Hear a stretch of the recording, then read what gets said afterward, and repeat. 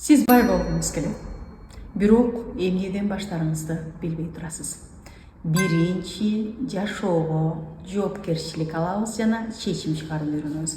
Анткени байлык өзү улууларга, жашоого жоопкерчилик алгандарга барууну жактырат.